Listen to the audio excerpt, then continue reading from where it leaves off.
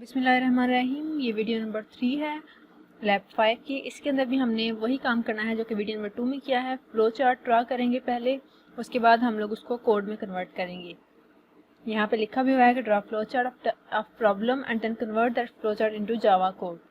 अच्छा, प्रॉब्लम क्या है? Draw flow chart and then write a program that determines whether an input number is an integer और real, कि क्या एक गिवन इनपुट नंबर इंटीजर है या फिर रियल है। अब इंटीजर क्या होते हैं और रियल क्या होते हैं? इंटीजर्स नंबर वो होते हैं जो कि फ्रैक्शनल पार्ट के बगैर होते हैं, पॉइंट के बाद वैल्यूज नहीं होती। ऐसे नंबर जिनमें हम कोई भी काउंटिंग कर सकते हैं रैंडमली, किसी भी चीज़ की काउंटिंग या इस तरह, जो कि जिनमें फ्रैक्शन पार्ट नहीं होता। और रियल नंबर्स में फ्रैक्शन पार्ट होता है। अब देखें, यहाँ पे 50 एक इंटीजर नंबर है, जबकि 50.75 एक रियल नंबर है। 50.0 क्योंकि वो भी हम लोग रियल लाइफ में उसको हम बगैर पॉइंट्स के बगैर फ्रैक्शन के ही कंसीडर करते हैं, तो उसको भी हम इंटीजर ही कहेंगे अपने प्रोग्राम में। अब सपोज मैं एक नंबर लेती हूँ 27.2, तो ये क्या होगा? ये एक रियल नंबर होगा क्योंकि इसमें फ्रैक्शनल पॉइंट आ गया है। ऐसे ही नंबर है 57, तो ये क्या है? एक इंटीजर है क्योंकि इसमें फ्रैक्शन पॉइंट नहीं है, इसमें पॉइंट के बाद कोई वैल्यू नहीं आती है, तो ये एक इंटीजर है। ऐसे हम यूज़र को मैसेज शो करेंगे, enter a number. User number enter यहाँ पे कोई भी करेगा, यहाँ पे भी फिलहाल 50 लिखा हुआ है, यहाँ पे कोई भी नंबर यूज़र एंटर करेगा, हमें नहीं पता यहाँ पे क्या हो सकता है। ठीक है, हमने बस बताना है कि इंटीजर है या रियल। अगर 50 एंटर किया तो हमने कहना है नंबर 50 इज़ एन इंटीजर। अगर उसने 50.0 एंटर किया तो हमने कहना है 50.0 जो है वो भी इंटीजर ही है। अगर उसने 50.75 एंटर किया तो हमने कहना है 50.75 जो है वो रियल नंबर है। क्यों? क्योंकि इसमें फ्रैक्शन आ रही है, फ्रैक्शनल पार्ट आ रहा है। अब देखें 50.0, ये मैं आपको फिर से बता रही हूँ कि क्योंकि इसमें पॉइंट के बाद 0 है, कोई और वैल्यू नहीं है, तो हम इसको रियल लाइफ में इंटीजर ही कंसीडर करते हैं। ठीक है, वैसे तो इसमें पॉइंट शो हो रहा है, अगर हमारा प्रोग्राम देखे जाए तो वो एक डबल टाइप वैल्यू है, पॉइंट शो हो रहा है, लेकिन हम इसको रियल लाइफ में इंटीजर ही कंसीडर करते हैं। तो अपने प्रोग्राम में भी हम इसको यूज़र को इंटीजर ही बताएंगे। यूज़र को तो नहीं पता कि प्रोग्रामिंग में क्या चलता है, उसको रियल लाइफ को पता है। अब देखें प्रॉब्लम का सोल्यूशन कैसे। 50 को मैंने डिवाइड किया 1 के साथ, तो क्या 51 के साथ डिवाइड किया तो 150 और 50, और नीचे रिमाइंडर क्या बच गया? 0। ये कैसे हुआ? ये एक इंटीजर नंबर को मैंने 1 से डिवाइड किया तो उसका रिमाइंडर 0 बचा है। अगर रिमाइंडर 0 बच जाए तो वो क्या होगा? वो इंटीजर नंबर होगा। ठीक है, ये मेरे प्रॉब्लम का सोल्यूशन आ गया कि अगर रिमाइंडर 0 हो तो हमारा नंबर इंट होगा। अब 50.75 को देखते हैं, इसका रिमाइंडर क्या बचता है। अगर तो इसका रिमाइंडर पे 0 बचता है तो ये इंट होगा, लेकिन देखते हैं क्या बचता है। डिवाइड कैसे करना है? सिंपल 1 से। प्रॉब्लम को 1 से डिवाइड करना है, नंबर को 1 से डिवाइड करना है, और जो भी रिमाइंडर बचेगा अगर वो 0 नहीं है तो वो हमारा रियल नंबर है। अब 150 और 50 और 0.75 ये हमारा रिमाइंडर बच गया। ठीक है, 0.75 रिमाइंडर बच गया हमारे पास। तो इसका मतलब है कि ये 0 नहीं है, 0 नहीं है तो ये क्या है? ये एक रियल नंबर होगा जिसको हमने डिवाइड किया है 1 के साथ। तो यहाँ पे हम लिख देते हैं कि ये रिमाइंडर बता रहा है कि ये गिवन नंबर एक रियल नंबर है। प्रॉब्लम का सोल्यूशन हो गया। सिर्फ एक कंडीशन लगेगी जो कि चेक करेगी, अगर रिमाइंडर 0 है तो इंट, अगर रिमाइंडर 0 नहीं है तो रियल। अब 50.0 का केस देख लेते हैं। 50.0 में क्या रिमाइंडर बचता है? 50.0 है तो इसको 1 से डिवाइड करेंगे, 150 और 50, यहाँ पे हो गया 50, और रिमाइंडर क्या आया? 0.0। अब 0.0 इज ऑल्सो 0। ठीक है, तो ये 0 ही है, तो इसको भी हम क्या कहेंगे? ये भी एक इंट है। ठीक हो गया, ये 0 जो आया है रिमाइंडर इसका, तो ये इंट है इसलिए। तो जब भी रिमाइंडर 0 आएगा तो वो इंटीजर होगा, रिमाइंडर 0 नहीं आएगा तो वो रियल होगा। ठीक है, प्रॉब्लम के अंदर कैसे लिखेंगे इसको? हम अपने नंबर को वेरिएबल जिसका नाम नंबर रखा होगा, वेरिएबल मॉडुलस या रिमाइंडर 1, ऐसे हमारा ये एक्सप्रेशन बन जाएगा। और हमने क्योंकि चेक करना है तो हम इसको इफ़ कंडीशन के अंदर लिखेंगे। इफ़ हमारा नंबर मॉडुलस 1 ट्रू है तो हमारा नंबर इंटीजर है, अदरवाइज एल्स के अंदर हमारा नंबर रियल है। ठीक है, अगर ये कंडीशन ट्रू है तो इंट है, और एल्स में कहाँ पर जाएगा? यहाँ से रियल। ठीक हो गया। अब हम लोग पहले इसका फ्लो चार्ट देखते हैं कैसे बनेगा, फिर इसको फ्लो चार्ट को हम लोग कोड में कन्वर्ट करेंगे, अपना कोड लिखेंगे। देखें, स्टार्ट किया, सबसे पहले इनपुट नंबर, यूज़र से नंबर ले लिया।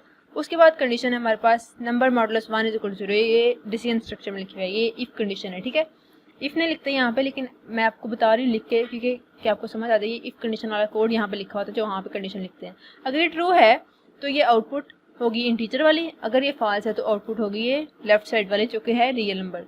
ठीक है, अगर नंबर मॉडुलस 1 = 0 ये ट्रू हो गया है तो क्या होगा, हमारा नंबर इंटीजर होगा, ये हमें डिस्प्ले हो जाएगा आउटपुट में। और अगर हमारे पास ये कंडीशन ट्रू नहीं होती, रिमाइंडर 0 नहीं आता, तो हमारा जो है आंसर क्या कहेगा, हमारा जो आउटपुट है वो क्या कहेगा कि गिवन नंबर रियल नंबर है। सपोज इनपुट आई है 50.75, सपोज इनपुट वहाँ पे यूज़र ने 50.75 दी, यहाँ पे आया, कंडीशन को चेक किया, 50.75 मॉडुलस 1 लिया, = 0 नहीं आया, तो यहाँ पे इस साइड पे वो आ गया, यहाँ से वो बाहर एंड, यहाँ पे स्टॉप हो गया और यहाँ पे हमारा प्रोग्राम खत्म हो जाएगा। राइट साइड पे वो गया ही नहीं, क्योंकि वो कंडीशन ट्रू हुई ही नहीं इस केस में। ठीक हो गया, आप लोगों को ये क्लियर हो गया होगा। अब नोटपैड ओपन करते हैं और हम लोग इसको लिखना शुरू करते हैं, प्रोग्राम को फ्लो चार्ट को देखते हुए। ऐसे ही हम कंडीशन बनाएंगे वहाँ पे। अब सबसे पहला काम हमने ये करना है कि हमने अपने यूज़र से इनपुट लेना है एक नंबर, जो कि उस यूज़र ने चेक करना है। तो इनपुट लेने के लिए हमें सबसे पहले स्कैनर को इंपोर्ट करना पड़ेगा। सबसे पहले हमने अपने प्रोग्राम में स्कैनर को इंपोर्ट कर लिया। कैसे किया, इंपोर्ट java.util.scanner। उसके बाद अपनी क्लास क्रिएट करते हैं। क्लास का नाम रख लेते हैं नंबर टाइप lab5 और ये हमारी क्लास क्रिएट हो गई। उसके बाद मेन,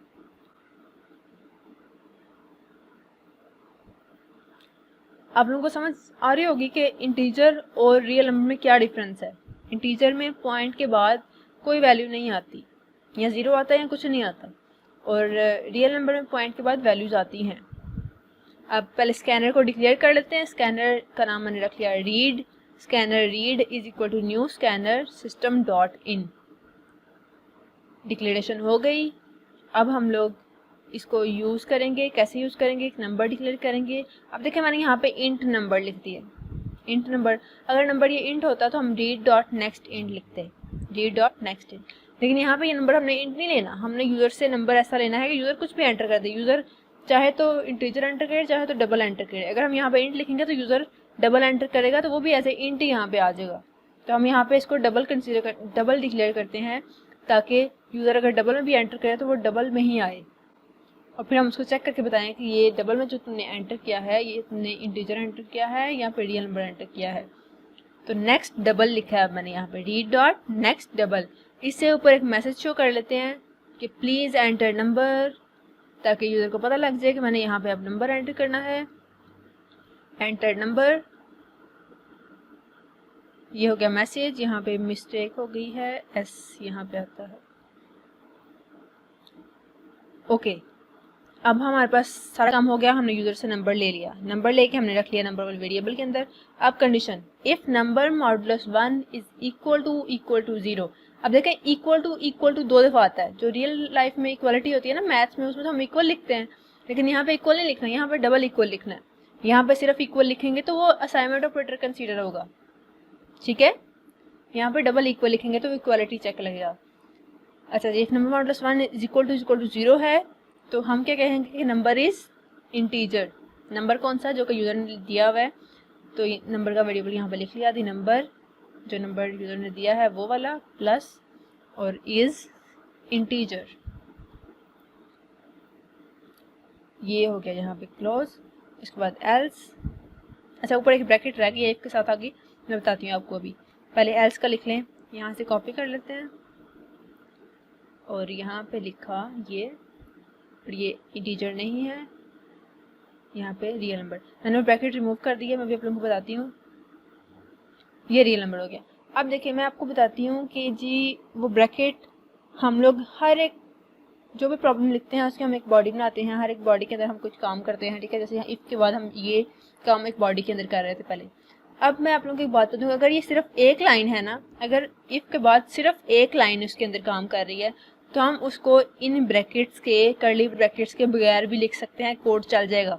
लेकिन अगर ज़्यादा लाइन्स हैं तो इसके बगैर नहीं लिख सकते। अभी हमारे पास एक लाइन है तो हम इसके बगैर भी लिखेंगे तो कोड हमारा चल जाएगा। लेकिन अगर सपोज़ यहाँ पे लाइन्स होती, एक दो और लाइन होती, सपोज़ मैं कोई भी लिख लेती हूँ यहाँ पे number is equal to, suppose मैं नंबर की वैल्यू चेंज करती हूँ इक्वल टू 1, तो यहाँ पे ये एरर आता, इसलिए मुझे यहाँ पे ब्रैकेट्स लगानी ही पड़ती हर हाल में, ताकि उसको पता लगे कि इफ़ के साथ ये सारा कुछ है, ठीक है। लेकिन अगर एक लाइन है तो कोई बात नहीं, ऐसे ही एल्स के साथ भी सेम केस है, ठीक है। अगर एक लाइन है तो कोई बात नहीं, आप ब्रैकेट्स ना भी लगाओगे तो चलेगा। लेकिन अगर ज़्यादा लाइन्स है तो ब्रैकेट्स आपने हर हाल में लगानी ही लगानी है। यहाँ पे एक लाइन है तो हम ब्रैकेट्स के बगैर ही इसको कर लेते हैं, तो ये हमारा प्रोग्राम बिल्कुल ठीक चल जाएगा। इसको सेव कर लेते हैं पहले लैब 5 के फोल्डर में। नाम क्या है इसका, नंबर टाइप लैब 5 डॉट जावा और ऑल प्रोग्राम्स, ऑल फाइल्स। अब उसी फोल्डर को ओपन करते हैं और यहाँ पे cmd Java C number type lab 5 dot Java. Compilation में देखिए एरर नहीं आएगा ब्रैकेट्स का, ये नहीं आया। अब इसको हम रन कर लेते हैं और फिर चेक करते हैं नंबर्स को देख के हमें बताता है कि नंबर इंटीजर है या रियल है। अब कह रहा है एंटर नंबर, मैं कहती हूँ नंबर है 50, तो उसने कहती है 50 इज इंटीजर। 50.0 क्यों लिखा है उसने, क्योंकि वो हमने डबल में डिक्लेयर किया हुआ तो इसलिए उसने 50.0 लिख दिया, इससे कोई फ़र्क नहीं पड़ता। अब है जी एंटर नंबर, मैंने 50.22 लिख दिया, तो उसने क्या कहा 50.22 इज़ अ रियल नंबर, ठीक है। वो इंटीजर था और ये क्या है 50.22 जो है वो है रियल। 50.0 का मैंने आपको बता दिया कि वो क्यों है, कि हमने डिक्लेयर ही डबल में किया हुआ है, तो डिक्लेयर अगर डबल में किया हुआ है तो पॉइंट के बाद 0 हमेशा वो लगा लेता है खुद से। अच्छा जी 87.7 लिखा तो उसने फिर भी कह दिया ये एक रियल नंबर है, ठीक हो गया। अब देखिए मैंने कंपाइल एक दफ़ा किया और मैं रन 3-4 दफ़ा बार बार कर रही हूँ, कोई मसला नहीं। कंपाइल बस तब करना है जब भी कोई चेंजेस करने हैं, तो कंपाइल हर दफ़ा ज़रूर करना है, लेकिन यहाँ पे ज़रूरत नहीं है। अच्छा 80.0 लिखा तो उसने कहा कि ये इंटीजर है। ये आई होप सो आप लोगों को क्लियर हो गया होगा अब तक। अब आप लोगों ने बाकी टास्क लैब के खुद करने हैं, बहुत आसान से हैं, बस उनको रीड करना है तो आप लोगों से हो जाएंगे। उनको रीड करके सही तरह समझ के पहले फ्लो चार्ट बनाएं, फिर उसका कोड लिखें और उसको फिर मुझे सबमिट करवा दें। आप लोगों ने बाकी 2-3 टास्क हैं वो अपने करके उन्हें सबमिट करवाने हैं।